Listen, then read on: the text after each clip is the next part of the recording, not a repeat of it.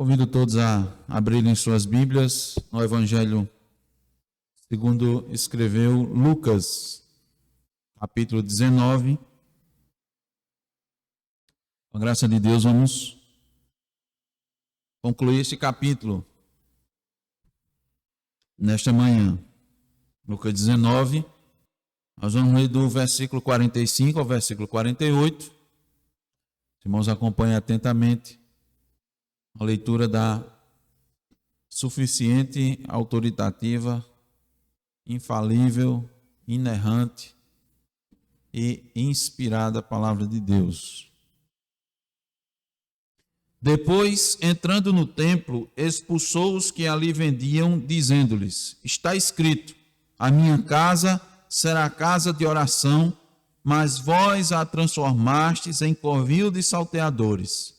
Diariamente Jesus ensinava no templo, mas os principais sacerdotes, os escribas e os maiorais do povo procuravam eliminá-lo.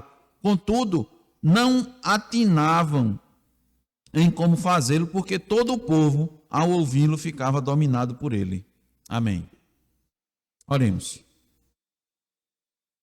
Senhor, te rogamos mais uma vez o teu favor e a tua graça, Senhor, para esses momentos aqui de estudo da tua palavra, Senhor, de exposição dessa palavra fiel, palavra poderosa.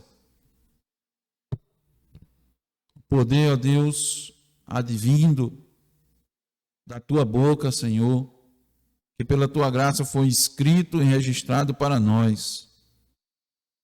É tremendo. Então, ó Deus, cientes, cônscios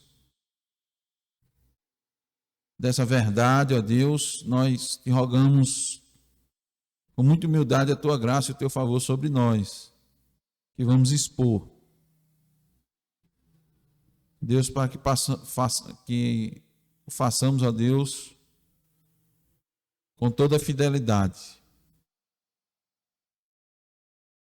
Não à toa, Senhor, que está escrito no Apocalipse que quem adulterar, Senhor, a tua palavra, os flagelos, todos os flagelos desse livro, ó Deus, recairão sobre ele. Então, ó Deus, grande é a responsabilidade. Também o privilégio, Senhor, de falar da tua parte. De subir, Senhor, e falar a respeito das tuas verdades, que salvam ou que condenam. Por isso, ó Deus, concede-nos a graça, a unção do Espírito, teu favor, Senhor. Longe, ó Deus, aqui de nós, as nossas qualificações, que não são nada, são aos nossos olhos. Assim como foi orado, ó Deus, e lido, nós nos estimamos muito. Isso é da nossa natureza. Mas a tua própria palavra nos diz, ó Deus, e nos adverte de quem somos e quem tu és. Então, com muito temor, nós te oramos assim, Senhor, rogando também para aqueles que nos ouvem, para que a tua graça recaia sobre cada um. E o teu favor, Deus, indistintamente, alcança, Senhor, aqueles que nos ouvem, Senhor, com o entendimento, com o arrependimento, com a fé. Pedimos o nome de Jesus. Amém. Irmãos, chegamos aqui, né, na delimitação dos capítulos, né? Chegamos no último versículo do capítulo 19 e, para concluir, eu queria fazer uma rápida trajetória, digamos assim, aqui do trajetória recente de Cristo Jesus, narrada por Lucas, porque Jesus estava, sempre lembrando, Daphne, Jesus estava indo para onde?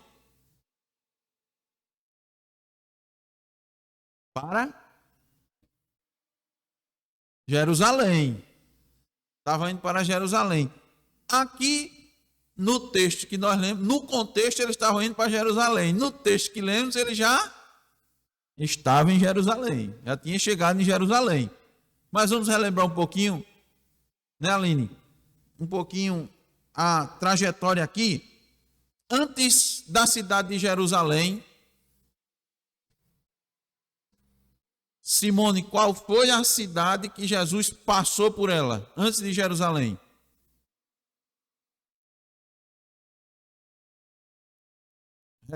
Recente que a gente estudou. Porque em outro evangelho a gente vai ver que ele passou também por outra cidade, mas a gente não citou, porque em Lucas só fala que antes de Jerusalém ele passou por Jericó. Márcia soprou, que eu escutei daqui. Passou por Jericó. Em Jericó, Abraão, Cristo encontrou duas pessoas.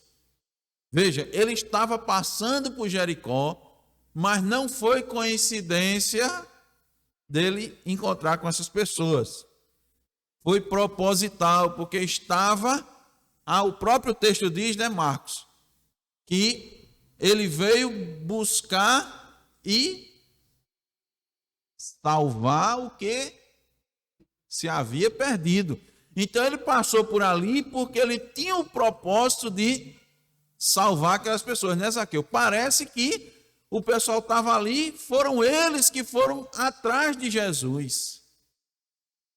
Mas não, Jesus é que passou por ali, naquele momento, naquela hora, porque tinha um propósito definido de salvar estes dois que foram registrados. Então, voltando para Abraão, que ele achava que eu não ia perguntar, mas vou perguntar. Diga um daqueles que Jesus encontrou passando por Jericó. O nome de um.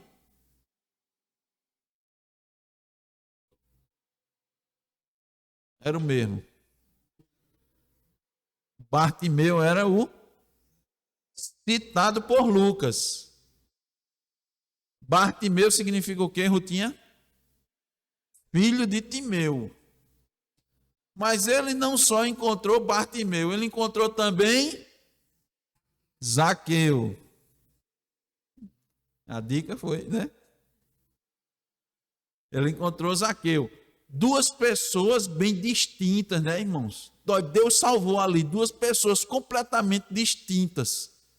É por isso que a gente diz que, e ora, e diz que Deus não faz acepção de pessoas, ele não está preocupado, irmãos, com questão social, com raça, com cor, de onde vem, posição, né? Ele salvou um cego que estava na beira do caminho, que nem nome tinha, ou se tinha nome, não se referiam a ele pelo nome, se referia, olha, quem é aquele dali? É o cego, filho de Timeu, né? É o cego, filho de Timeu. Cego, pobre, mendigando na beira do caminho, ao contrário de Zaqueu, que era principal dos publicanos, chefe dos publicanos, rico, conhecido, famoso. Mas Deus alcançou, pela graça, Deus concedeu a Bartimeu a necessidade, sentia a necessidade que ele tinha de Jesus. Veja, ele não tinha necessidade, você pode dizer, não, ele tinha necessidade só de ser curado, né? Um cego, né? Não. Por que a gente vê que a necessidade dele não era só essa? Porque assim que ele foi curado, qual foi a atitude dele? Quem lembra? Passou a seguir a Jesus. Passou a seguir a Jesus. Eu sou um servo. Irmãos, aqui eu costumo dizer, né? Alguém que faz uma coisa por você aqui nesse mundo, costuma dar um exemplo. Alguém que lhe ajuda, alguém que lhe dá a mão num momento de necessidade, você tenta fazer de tudo para agradá-lo, né? Se você não for uma pessoa ingrata. Então, Bartimeu disse, eu O que eu mais necessitava, Jesus me deu. Era a visão que ele mais necessitava? Não, era a salvação. Entendeu? Então eu vou servi-lo, eu vou fazer a vontade dele. Deixou tudo que tinha, deixou a capa e correu. Aqui em Jesus eu vou ser suprido. Muito bem. Pela graça, ele sentiu necessidade, irmãos. É pela graça. Pela graça ele não ouviu o mundo. As pessoas diziam, se cale, e ele gritava cada vez mais forte, não incomode. E ele, pela graça, manifestou fé.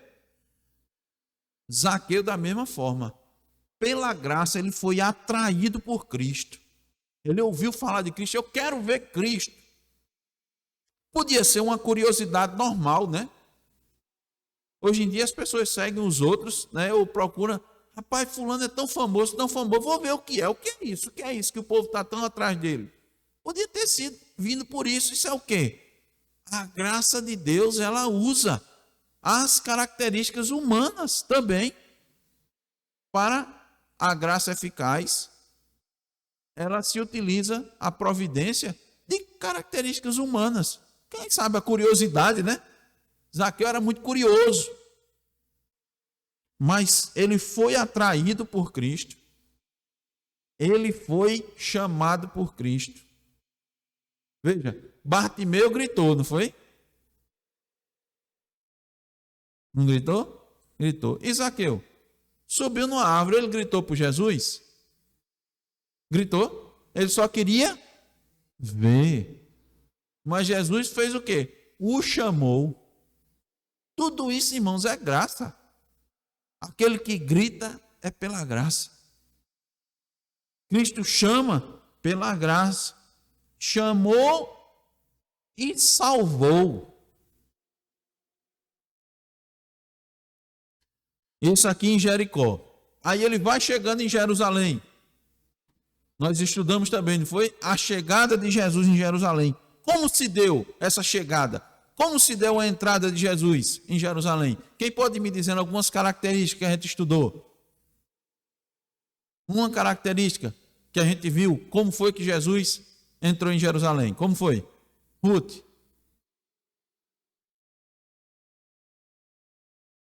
Sentado num jumentinho que ninguém havia utilizado ainda. Isso significa dizer o quê? Que Jesus entrou em... Lembra a palavra que a gente disse? Não, em simplicidade. Um rei ovacionado entrando num jumentinho. Samuel, naquela época, os reis andavam em jumentinho? Não, como era? Cavalo puro sangue, não era? Símbolo de poder de Jesus, o rei mais poderoso. A quem ele diz, todo o poder me foi dado aonde? No céu e na terra. Entrou num jumentinho, né? Entrou num jumentinho. Simples. Ele entrou também, sua entrada levou o quê? O povo a dar glória a quem? A Deus, não foi? As pessoas viram Jesus e começaram a dar glórias a Deus. E nós vimos que foi isso que o objetivo de Cristo disse, eu vim aqui na terra para fazer a vontade do meu Pai, dar glória ao meu Pai, não dar glória ao meu nome. Agora eles podiam dar glória a Jesus? Podiam, ele era o próprio Deus. Mas ele não tomou para si isso, não foi? Uma coisa que ele podia e não tomou, não ficou para si. Quando ele chamou a atenção para si, foi para quê? Lembra que a gente viu muito? E por que ele chamou a atenção para si aqui nesse momento? Por que ele permitiu que as pessoas ovacionassem a ele? Para quê? Quem lembra? Lembra disso? Eu mostrei que anteriormente ele curava e Jesus dizia, não diga isso para ninguém não, olha. Fique quietinho, né? Não diga não. Mas agora o povo é ovacionando e ele não mandou ninguém ficar calado. Por quê? Ele queria atrair, de fato, a atenção para sua morte. Olha, Já pensou? Para a sua morte, para a sua crucificação, para a sua dor. Porque é o contrário que a mensagem do Evangelho. A mensagem do Evangelho é loucura. As pessoas não entendem. Você só entende o Evangelho pelo Espírito, pela graça. Isso é loucura.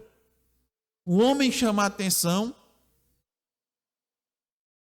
Na hora de fazer os milagres, ele não chamou a atenção para si. Olha, irmãos, olha como é. Faz um paralelo nos nossos dias com os falsos mestres, com os falsos pregadores. Preste atenção.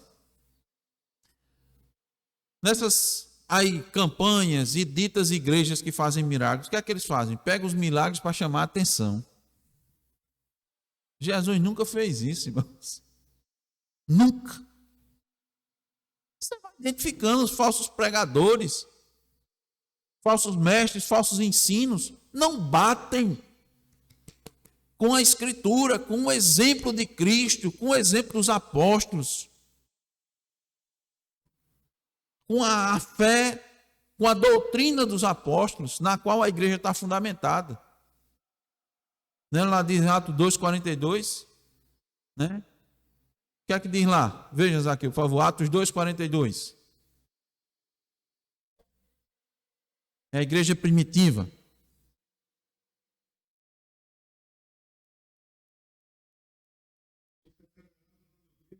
Olha, perseverava em que? Na doutrina dos apóstolos, na comunhão e nas orações.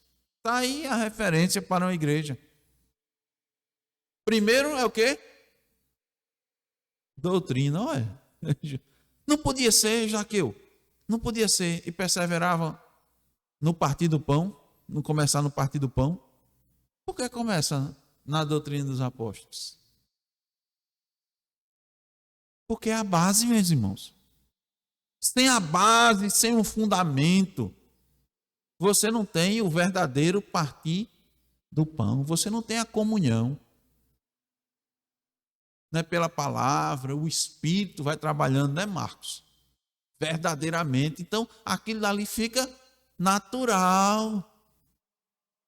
Não precisa de exposição, não precisa de chamar as pessoas, né, para ver os milagres, não precisa para botar na parede a programação com quarta-feira da cura, né, sexta-feira da libertação, essa propaganda não. Então veja, Jesus fez isso. Vamos lá. Ele também entrou em meio às críticas, né?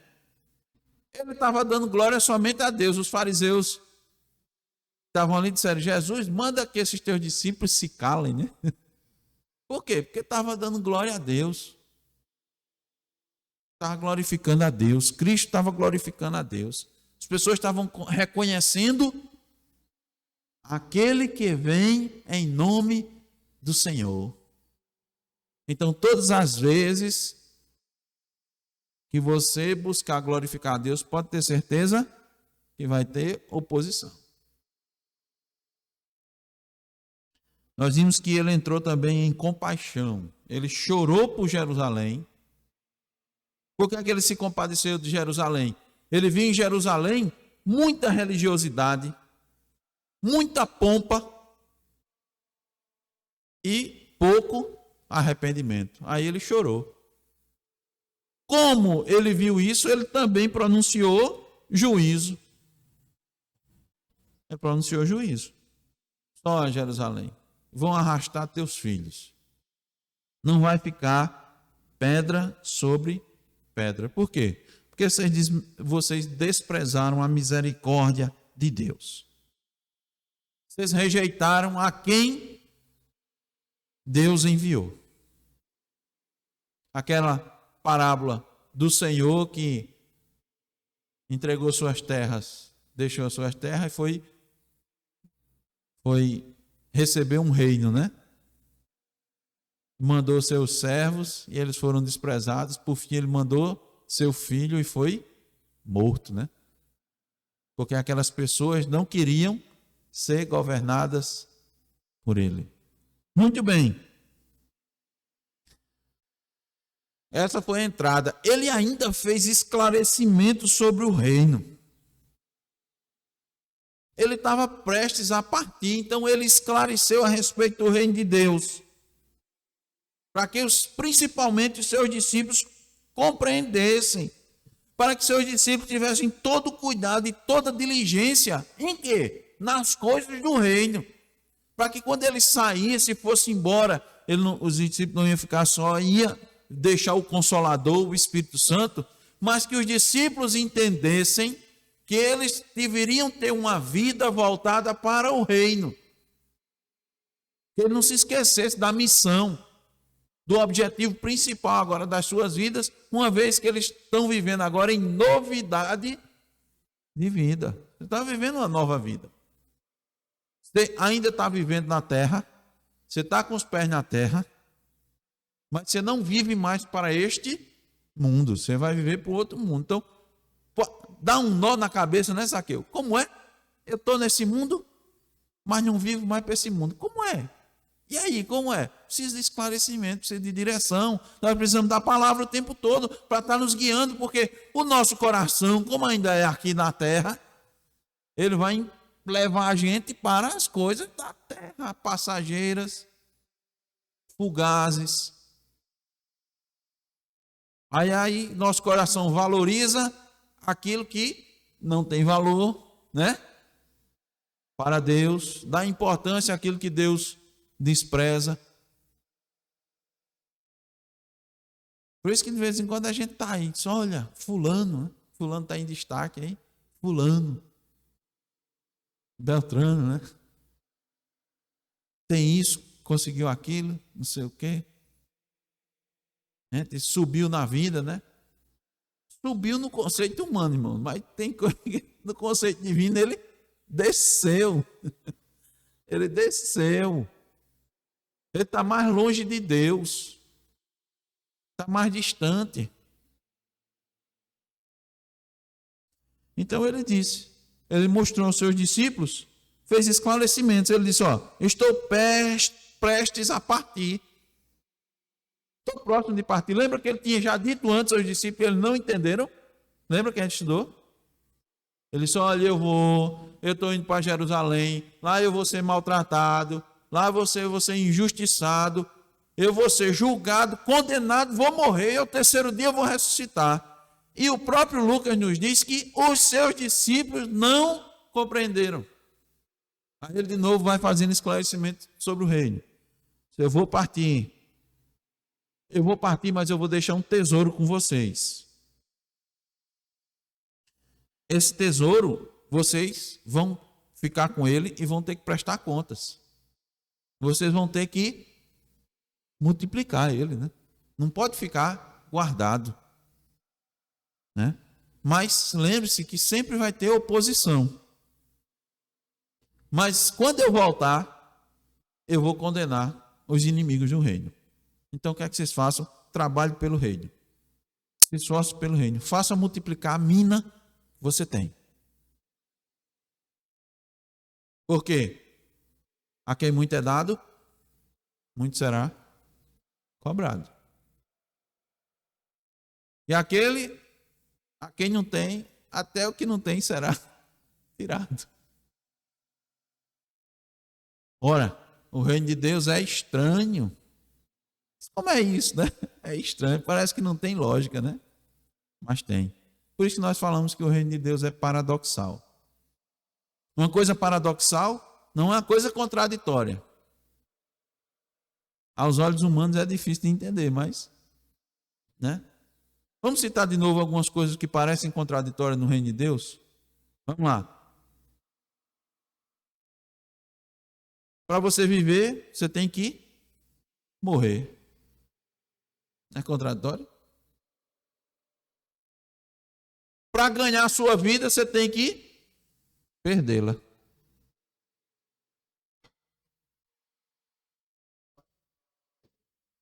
Para buscar a paz, aí Cristo disse, eu não vim trazer paz, eu vim trazer espada. Jesus disse isso. Jesus foi Jesus. Mas ele não é o príncipe da paz? E aí, é contradição? Não. Não é, mas o reino de Deus é assim. Então, por isso, irmãos, que a gente fala assim, olha, o reino de Deus, a gente precisa entender o reino. A natureza do reino. Nós precisamos entender a missão que nós temos dentro do reino. Senão a gente vai viver aqui, né? Achando que está no reino e está fora do reino. Vamos ver, irmãos, então. Agora Jesus em Jerusalém, dentro da cidade, ele vai para onde? Para o templo. Vai para o templo. Lembre-se, Jesus aqui ainda está, nós ainda estamos na antiga aliança, viu? Né, Marcos? Aí, Jesus está aqui, mas ele ainda está, a antiga aliança ainda está vigorando. Então, onde é que Jesus vai? Vai para o templo. Está no período de quê? Da Páscoa.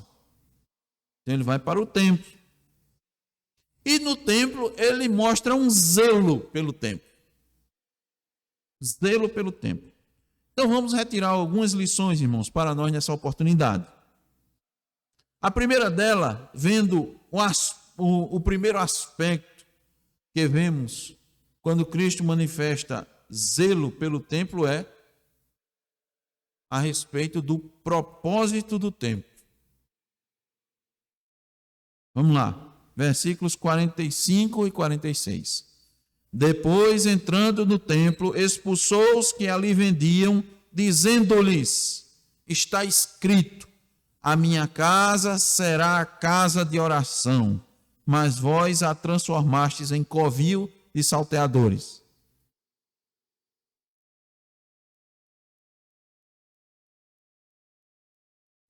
Então veja, preste atenção.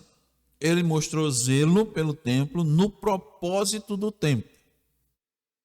Quando a gente lê essa palavra templo e o zelo que Cristo tem pelo templo, lembre-se, a gente tem que ver as coisas sob a perspectiva espiritual. Por quê? Porque quando diz Cristo estava zelando pelo templo, a primeira coisa que a gente vem à mente é zelo com relação a quê? Qual era o zelo que ele estava tendo ali? Será que ele estava preocupado com a estrutura do templo? Com a estética, com a pintura? Será que ele estava preocupado com as cortinas do templo? Com a toalha da mesa? Aquela toalha da mesa que fica nas igrejas, que bota a ceia. Está preocupado com aquela toalha? Se era de renda, se não era, se era de cetim, né? Era isso. Com arranjo de flores, que algumas igrejas costumam utilizar. Ele estava preocupado com esse arranjo de flores? Com vaso? Será que estava combinando a cor da parede com a cortina, com o arranjo? Era isso que ele estava zelando? Será que ele não estava olhando os bancos do templo? O candelabro? As colunas? Ou os instrumentos musicais? O púlpito? Se fosse nos dias de hoje, será que ele estava olhando uma mesa de som? A mesa está muito antiga aqui, esse modelo nem fabrica mais. Era isso? Não. Não era. A gente tem que olhar que o zelo de Cristo era um zelo primordialmente pelo aspecto espiritual. Pelo propósito do templo. Aparente, se a gente não vai ter cuidado na casa de oração, você vai ter todo o cuidado. Todo o zelo. Mas a gente não deve ter zelo sem entendimento. Não é assim que Paulo diz? Ter todo o zelo, todo o cuidado. Nós vamos cuidar da casa de oração com base em quê? Na palavra. Nós vamos cuidar com base no que eu acho, né? No que eu penso, Isso dá muita confusão na igreja. Né? Basta só você fazer uma enquete. Nós temos que pintar a igreja. Vamos pintar de que cor? Pronto. Pode se preparar para a confusão. Né? Por quê? Porque não estão olhando o espiritual, estão olhando o físico, né? O material. Mas vamos lá. Cristo não estava preocupado com essas coisas, porque, inclusive, ele já tinha dito que tudo isso ia ser destruído. Então, só por aí, né, Marcos, a gente já vê que ele não estava preocupado com essas coisas. Ele tinha dito, tinha. Olha aí no versículo 44 do capítulo 19. Veja se ele não disse que ia ser destruído. Quem controlou aí, por favor? Ele já tinha dito que Jerusalém ia ser destruído, o templo ia ser destruído, não ia ficar pedra sobre pedra. Então a preocupação dele era essa? Não. Mas ele tinha cuidado com o templo? Tinha. Com a estrutura física? Tinha. Mas essa não era a preocupação principal. Ele estava preocupado com a pureza necessária a quê? Ao propósito principal do templo. É isso que tem que a gente compreender, a questão principal, o fundamental. A partir dali as outras coisas fluem. Qual é a preocupação principal do cuidado com o templo? É o propósito dele. Por que a gente está aqui? Por que a gente usa uma estrutura dessa?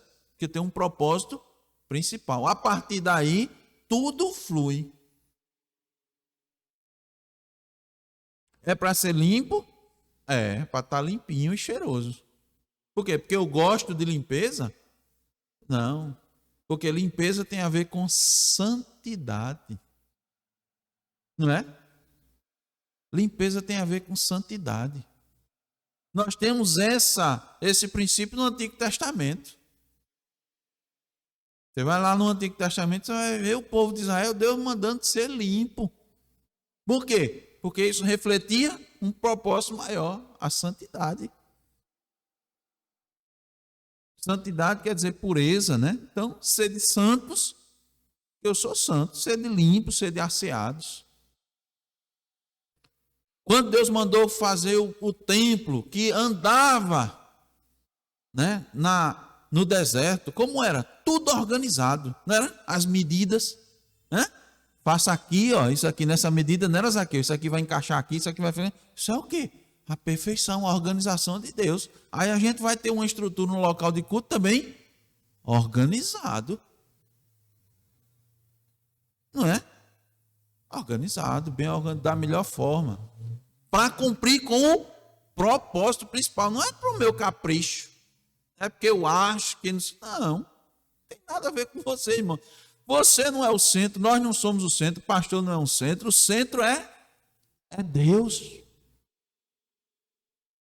É isso que é o centro de todas as coisas. É de lá onde a gente vai buscar tudo que vai fluir. E onde é que a gente encontra isso? Na Escritura. Tanto é que Cristo disse, veja lá, olha o que é que ele usa, veja, irmão, olha o que é que ele usa para mostrar o zelo pelo templo.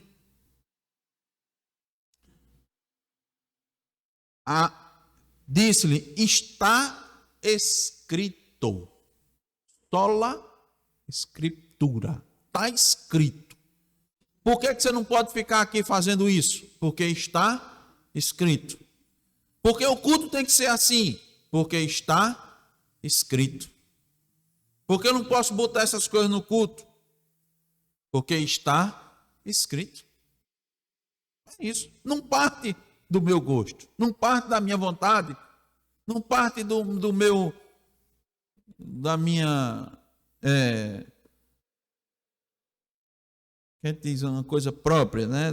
Não é o meu capricho. Não é porque é o meu capricho, não, porque está escrito. Está escrito. Muito bem. Por isso que ele chegou lá, que o propósito principal do templo era que o templo devia ser casa de Oração. E quando ele chegou lá no pátio, porque o templo lá, irmãos, tinha várias divisões, né? Ele chegou no pátio dos gentios. Mas tinha o pátio das mulheres, tinha o local das mulheres, tinha o local dos sacrifícios, tinha o local dos santos, o santo dos santos, né? Tinha todas as divisões lá. Chegou lá, ele encontrou praticamente um mercado público, com muitas pessoas fazendo negócios, e ele os expulsou dali. E a gente de novo lembra a época da Páscoa, muita gente ali indo para adorar, para cumprir um mandamento, para adorar. Lembra que eu disse, ainda estávamos sob a antiga aliança, precisava de animais para sacrificar, não era a Aline que prestava, tinha que ter animal para fazer o sacrifício, tinha que ter as ofertas, né? De acordo com o que estava prescrito. E ali, irmãos, eles chegavam e já estavam os animais, disponíveis para o cara comprar. Prontinho. Né? Com a tabelinha, já estava com a tabela, todo combinado, igual a posto de combustível, né? Para onde você fosse, o vendedor que fosse era o mesmo preço, você não tinha o que fazer. E aí, eles estavam ali, irmãos, por que aquelas pessoas estavam ali vendendo as coisas? Por que tinha cambista? Tinha uns cambistas, cambista por quê? Porque só troca aqui, porque essa aqui é a moeda romana, né? Eu trouxe aqui o dinheiro do judeu e vamos aí, o cara já fazia a cotação do dia ali, já trocava, já dava oferta certinho, estava tudo organizado. Por que isso?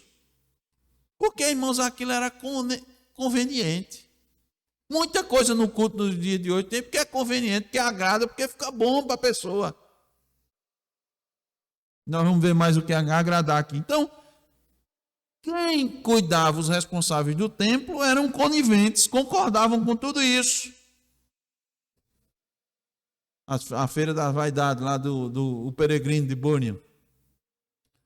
Os sacerdotes, sumos sacerdotes, certamente ganhavam um percentual ali na tabelinha. Deixar aqueles vendedores ali ia ser de graça.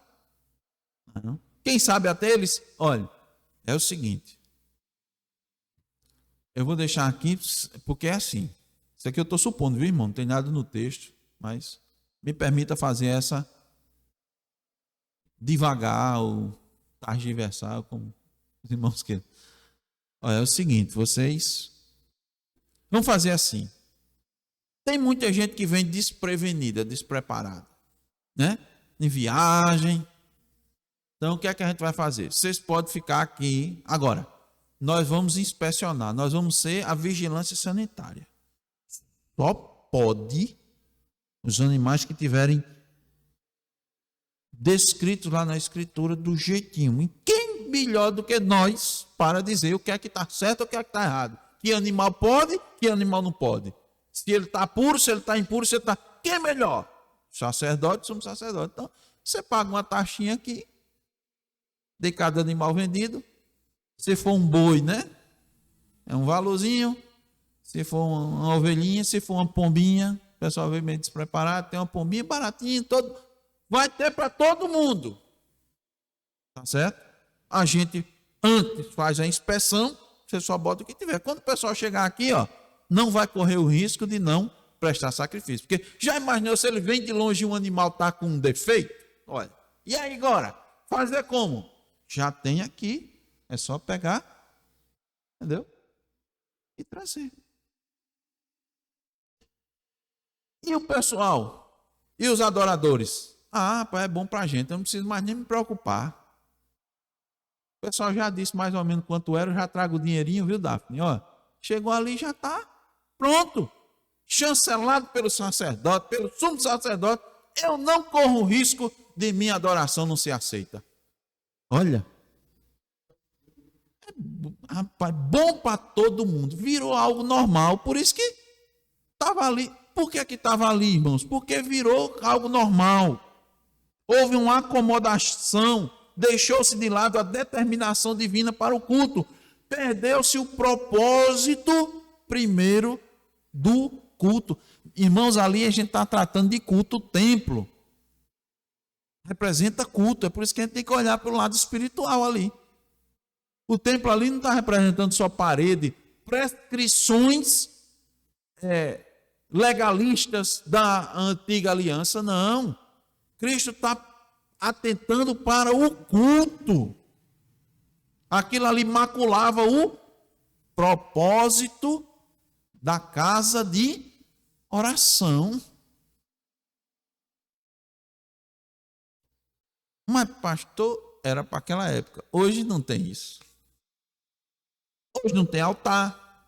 Hoje não tem sacerdote. Hoje não tem sacrifício. Mas, irmãos, o culto está sendo profanado do mesmo jeito. Nos nossos dias, o culto está sendo profanado. Porque as pessoas se acomodaram a um modelo de culto que elas estabeleceram para a sua conivência. Ao tipo de cultos, costumes do culto, que você não tem base bíblica. Pergunte às pessoas, aonde está escrito que tem isso no culto? Pergunte, onde é que está escrito que tem isso no culto? Ah, mas isso aqui a gente já faz há muito tempo na igreja. Todo mundo, isso é normal. Todos os pastores que passaram por aqui, ninguém disse nada. Todo mundo mantém. Alguma coincidência com a época de Cristo? Está todo mundo ali acostumado. Aqui está ali, irmãos. Hoje, elementos de culto que nós não encontramos na Escritura. Vou dar poucos exemplos. Grupo de gestos. No meio do culto, cumprimente seu irmão. Dê um abraço no seu irmão. Onde é que tem esse elemento de culto? Na Bíblia, no Novo Testamento. No Novo Testamento. Onde é que tem? Congraçamento no meio do culto. Tem? Tem? Aperte a mão do seu irmão e dê um sorriso para ele. Quem nunca escutou isso dentro do culto? Hein? Samuel nunca viu isso. Onde é que está? Apresentação de visitantes. Que elemento de culto é esse? Avisos. Dá uns avisos aqui. No meio do culto. No meio não, pastor, mas já no final, depois da mensagem, não tem problema não. Só eu quero dizer aos irmãos que na próxima terça-feira vai ter a reunião das mulheres, por favor, procure a irmã Márcia. Viu que ela está toda nisso. Seus irmãos. Onde é que tem isso? Teatro. Apresentação teatral. Onde é que tem isso na Escritura? Jogral. Se arrepie não, dona Anitta, que eu também fiz muito jogral. Não tem, irmãos. Apresentações musicais. Solo. Dueto. Eu vou dar outra aqui que vai doer um pouquinho. Coral. Onde é que tem? Coral é a igreja, irmãos. O culto no Novo Testamento é um culto congregacional. Márcia agora gostou desse nome, que eu sei. O culto é congregacional. Todos cantam, não tem apresentação, não tem estrela, não tem dueto, não tem aquele instrumento que não acaba mais. Você vai começar o culto, começar, som. Tem isso não, irmãos. Mas qual é a relação disso com o outro? Tem mais, irmãos. Tem mais. Por que começaram a introduzir essas coisas no culto? Porque você pensa que isso é normal. A primeira coisa que você pensa é que, mas sempre não foi assim, não. Porque desde que eu nasci, né? Desde que eu me entendo por gente, o culto é desse jeito. Não foi assim não, irmãos. É que há muito tempo o culto foi alterado. E como a gente sempre diz, vai aos pouquinhos. Você vai introduzindo aos pouquinhos. Você bota uma coisinha. Pronto. Aí deixa um tempo. Aí os irmãos se acostumam. Aí depois você bota outra coisinha. Daqui a pouco o culto está todo maculado. Todo cheio de elemento estranho. Todo cheio de costume estranho. E a questão, irmãos, não é porque naquela igreja faz assim, não. A questão é, Deus aceita esse culto. O que foi que Cristo fez aqui? Zelou, limpou, tirou o ensinamento principal aqui. Ele limpou, purificou. Pode ver que na Bíblia dos irmãos, algumas coisinhas tem a purificação do templo. E eu pergunto, será que hoje não tem que a igreja purificar o culto, não? Quanto elemento estranho, quanta coisa estranha, quanta coisa que... E é porque é por causa do gosto da igreja tal e da igreja... Não tem nada a ver com isso. Tem a ver com o propósito principal. Ali é casa de adoração. É casa de oração. Você vai para o culto para adorar a quem? A Deus. Se você vai adorar a Deus, você tem que saber com que elemento Deus quer ser adorado. Ou Deus deixou à vontade? Você acha que Deus deixou à vontade? Cada um. Cristo disse assim à mulher samaritana: os meus adoradores me adorarão do jeito que eles acharem melhor. Foi assim? Não? Como foi? Em espírito? Então tem um jeito de adorar. O que é que significa em verdade? Quem é que lembra? O que é que significa adorar a Deus em espírito? Primeiro, o que é que significa adorar a Deus em espírito? Como é? Deus só recebe a adoração dos espiritualmente vivos, é adorar em espírito. Uma pessoa, meus irmãos, que não nasceu de novo, mesmo que ela venha aqui, que ela sente, que ela leia a Bíblia, que ela ore, que ela cante, Deus não recebe. Porque ele não está vivo espiritualmente, ele está morto. Morto canta, morto lê a Bíblia. Deus só começa a receber quando a pessoa está viva. E a pessoa só recebe vida quando? Só passa a viver de novo quando? Quando ele recebe essa vida. Ele vos deu vida, estando vós mortos nos vossos delitos e pecados. Bom, isso é em espírito. E em verdade, quer dizer o quê? Quer adorar a Deus em verdade? Como é? Segundo a verdade da palavra. É assim que ele aceita a adoração. Muito bem. O que tinha ali era comércio. Mas no dia de hoje tem comércio? Ah, pastor, tem comércio.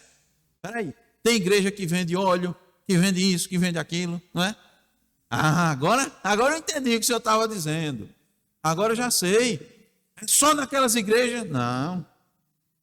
Igreja que não vende coisa também comercializa. Também comercializa. Como é que comercializa? Compra a presença dos irmãos no culto. E pastor, tem isso e compra? Tem. O irmãozinho que tem uma oferta, que tem um dízimo assim mais, né? Aí o filho dele toca. Aí você faz o quê? Bota no, pastor vai e bota na equipe de louvor. Mas a esposa dele canta. Aí bota para fazer um solo. Está comprando, está comercializando. Está agradando. O irmãozinho está meio assim, está meio distante da igreja. Vamos dar um cargo para ele? Quem nunca escutou isso, não precisa nem se manifestar. Você é comercializando, irmãos, as coisas dentro da igreja. Apagando o ego, ajeitando, dando um jeito. Uma pessoa que está assim acostumada, né? A sempre estar se apresentando. Passe um mês e o pastor não bota na programação para você ver. Um mês. Se demorar 2 domingos, o cabra começa a ficar desconfiado com a orelha em pé. É, não é? É, irmãos. Quebra o propósito do culto. Quebra o propósito. O propósito não é para lhe agradar. O propósito do culto não é para lhe ajeitar, não. O propósito do culto não é para manter as pessoas dentro da igreja, não. Se fizer assim, o pastor está tudo bem. Todo mundo fica, a igreja é cheia, tem contribuição. Os irmãos sabem, né? Os irmãos entendem bem o que a gente está dizendo. Irmãos, Cristo teve zelo pelo propósito do templo. O propósito, a minha casa será chamada de oração. Minha casa será casa de oração. Cristo estava dizendo, o templo, o culto tem um propósito de ser. Não é? É um santuário de devoção tranquila, de oração, de meditação espiritual. É para adorar a Deus do jeito que Ele deixou, para tratar o ambiente com reverência, com decência, com ordem, como Deus prescreveu na sua palavra, sem acréscimo. Por isso que Ele fez uma purificação do templo. Esse é o primeiro aspecto que nós vemos manifesto pelo zelo dele. É o quê? No propósito do templo. Ele disse, a minha casa é para ser casa de oração. Isso daí que está acontecendo, bate com o propósito? Não bate. Então faz o quê? Purifica. Tira. Qualquer coisa nos dias de hoje, que tiver no culto, na adoração, na casa de oração, que não bate com o propósito, se tira.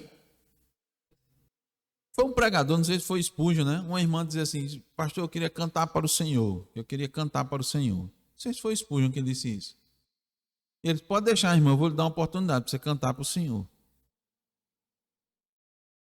Aí, ela falou umas 2 vezes, né? Num domingo ele não deixou, no outro ele não deixou. Ela terminou, ele disse, mas pastor...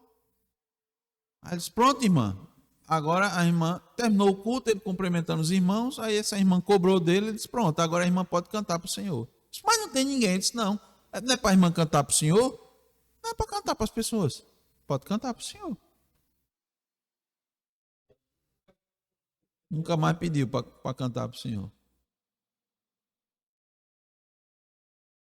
Foge do propósito. Seu solo, seu dueto. Você pode ser um tenor que canta no teatro. Mas aqui dentro não tem isso. Todos vão cantar para o Senhor, sem estrelismo. Não bate. Não se harmoniza com o propósito do culto. Segundo aspecto que Cristo manifestou quando zelou pelo templo. Ele manifestou zelo no ensino. Olha, versículo 47. Diariamente Jesus ensinava no templo. Eu pergunto, não tinha outros que ensinavam não no templo? Devia ter, não era daquilo?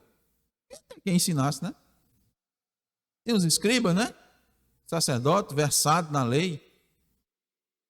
Mas ele ensinava, zelo pelo ensino fiel. Eu disse, eu vou ensinar esse povo. Cristo, olha só, zelou pelo templo por meio de uma purificação litúrgica. Mas pastor, aquela venda não estava lá dentro da liturgia, estava dentro do templo, não estava fora do propósito. Aquilo era purificação litúrgica. Ele eliminou elementos e práticas não ordenadas por Deus mas também zelou pela pregação, por meio da pregação.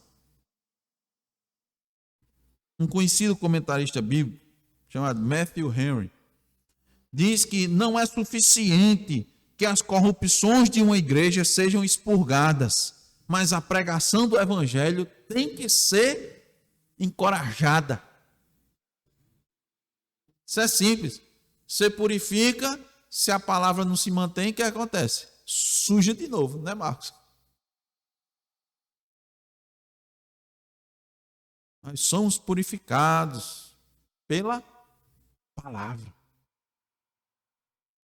Pela palavra. A gente, irmão, se suja direto. Suja direto. Por isso que é difícil, irmão, manter a pureza do culto na igreja. É muito difícil. É muita força. É muita oposição. É oposição de fora. É oposição de dentro. É oposição de todo lado. De todos os lados.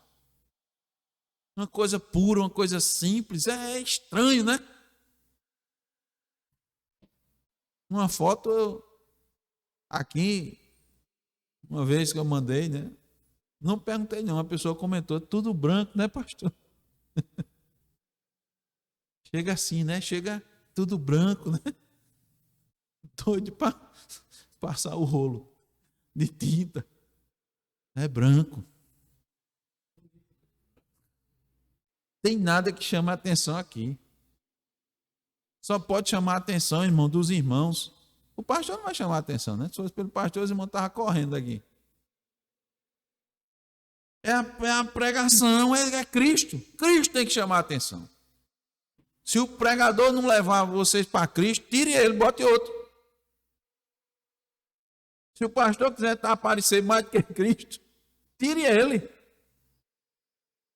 Tem que ser Cristo, tem que ser a palavra.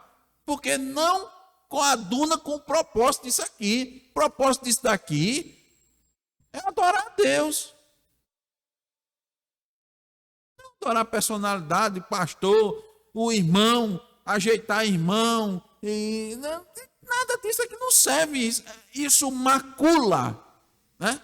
Macula. Diga, Marcos. E a gente quer dar só fechando aqui com o exemplo, a gente quer dar, não tem rio mais limpinho não, a linha, a gente sempre quer dar a solução da gente sempre é melhor do que a de Deus, né? Do profeta. A solução da gente sempre é melhor. Não, é para tomar banho, mas não podia ir lá no outro, não. Mas assim, mas tem que ser nesse, né? Irmão, tem que ser nesse. Porque o profeta do Senhor, você não veio falar com o profeta do Senhor? O profeta do Senhor não disse que era assim? Então, qual a dificuldade? Irmão, zelo pela palavra. Você quer ser zeloso para com a sua igreja? Zelo pelo ensino. Como é que eu zelo pelo ensino? Valorizando o ensino fidedigno da palavra. Você escutou? Escutou. Escutou o ensino? Escutou. É fiel? Está com a palavra? Tá. Então, atento para ela. Você está zelando. O zelo, o que é o zelo pela palavra? É você valorizar a palavra que é Cristo como uma coisa mais importante na casa de oração. É isso. O que é mais importante? É com tristeza, irmãos, que a gente vê nos dias de hoje irmãos valorizando na igreja aquilo que é passageiro. Valoriza os móveis, valoriza os imóveis, valoriza os equipamentos, mas não valoriza o que Deus valoriza.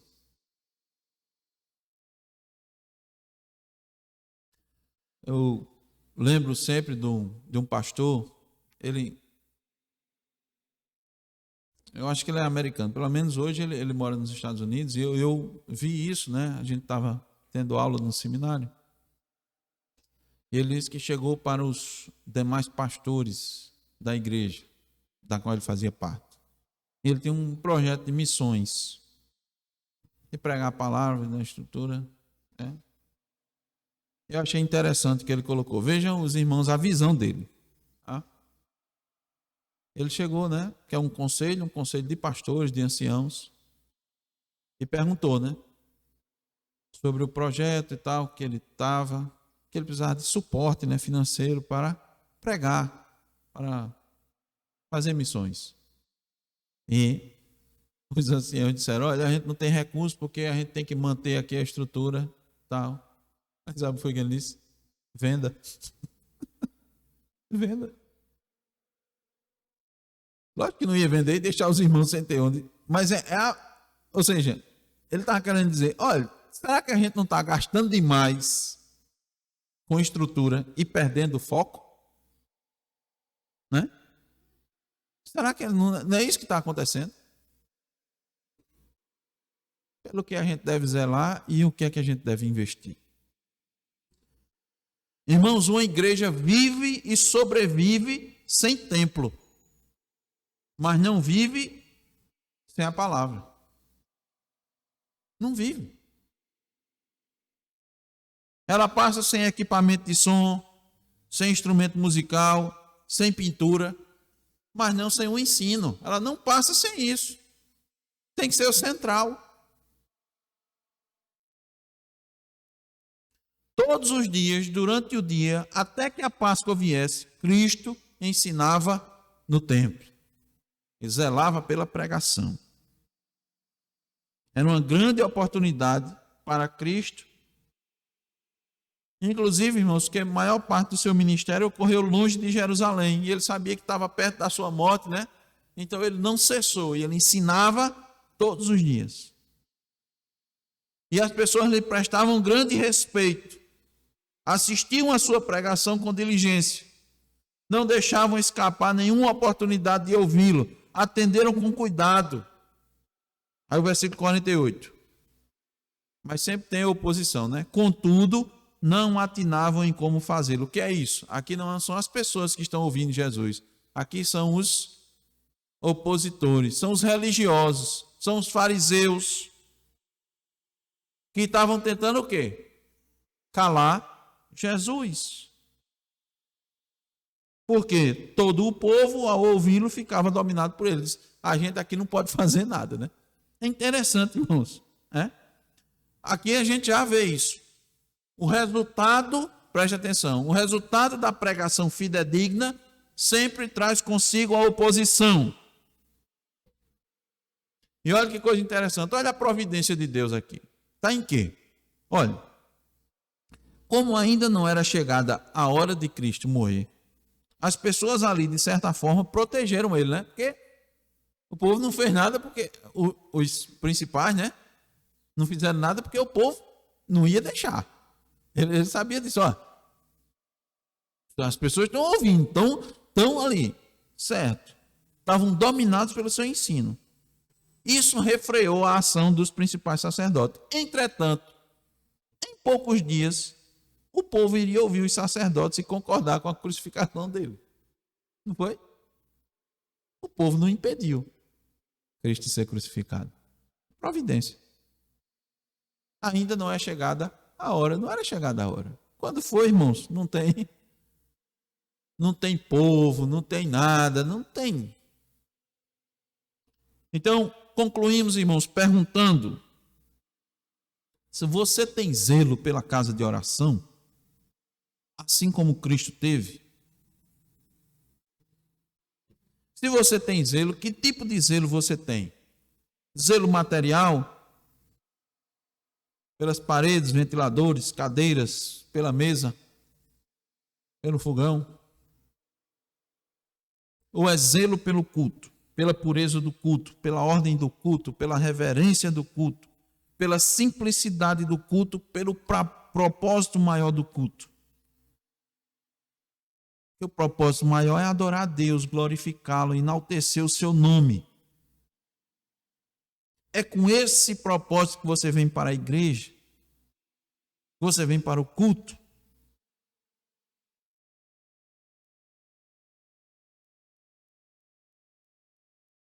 Deus, eu valorizo a igreja. Você valoriza aquilo que Jesus valoriza. Porque o coração da gente é enganoso, a gente pode estar valorizando a coisa, né, não tão como Cristo fez. Porque é isso, que não, eu valorizo, rapaz, eu ouço, olha, eu gosto de uma pregação, em especial uma pregação expositiva, mas quando você ouve, você fica só na mente ou desce para o coração? Porque se ficar só na mente, fica no intelecto, né? Você concorda com tudo que é dito, você concorda com a doutrina, concorda com a teologia, diz que é isso mesmo, mas se não descer para o coração, você não faz aquilo que a pregação falou, né? Então, valoriza em partes, né? Mas tem que descer para o coração. Tem que amar, né? Se você valoriza, você tem se esforçado para que essa pregação aconteça. Você tem se doado para isso. Você tem contribuído com isso. Você contribui, apoiado.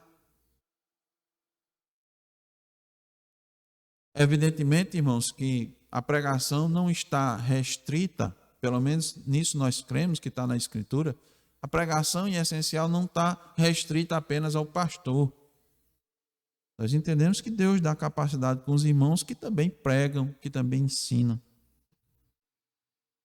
Aí você tem apoiado, tem incentivado esses irmãos, tem apoiado seu pastor, aquele que Deus colocou à frente da igreja para garantir o ensino. Isso é ter zelo, né? Zelo pelo culto.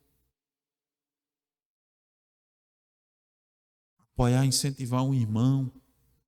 Você vê que tem, né, Deus deu um dom, deu um potencial para ele, incentivado, recomendado, dado suporte. Existem várias maneiras para a gente manifestar zelo pela pregação. Não é só concordando, né? Não é só dizendo que é isso mesmo, mas há muita coisa que a gente possa, irmãos, aprender com esse zelo de Jesus Cristo. Amém. Amém. Vamos orar.